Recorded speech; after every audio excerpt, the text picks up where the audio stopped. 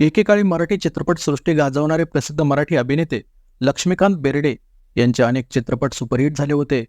पण त्या काळात त्यांना विनोदी भूमिका जास्त मिळत, त्यामुळेच लक्ष्मीकांत बेर्डे यांना आपली ही ओळख बदलायची होती, असा खुलासा अभिनेत्री वर्षा उसगावकर यांनी नुकताच केला आहे.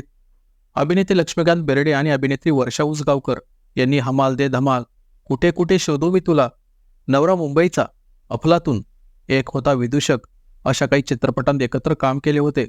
त्या काळात त्यांची जोडीसुद्धा खूप सुपरहिट झाली होती. या दरम्यानचाच एक किस्सा सांगत लक्षाला त्या गोष्टीचं खूप वाईट वाटलं. त्याला अखेरपर्यंत ती खंत वाटत राहिली, असं अभिनेत्री वर्षा उसगावकर यांनी सांगितलंय.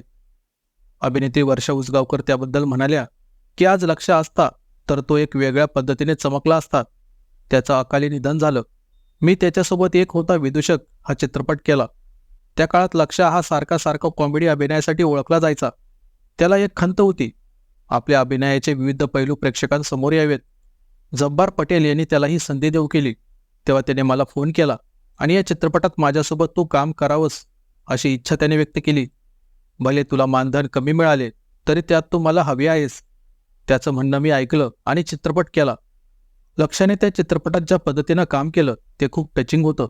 या चित्रपटात त्याचे सीन नसले तरी तो इतरांच्या सीनवेळी उपस्थित असायचा. मला त्यात एक वेगळा लक्ष पाहायला मिळाला. त्या चित्रपटातील त्याचा अभिनय अवॉर्ड विनिंग होता.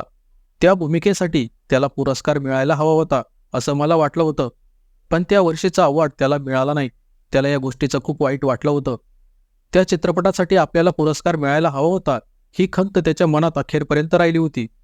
त्याला जर तो पुरस्कार मिळाला असता तर त्याच्या अभिनयाला एक वेगळा पैलू पडला असता.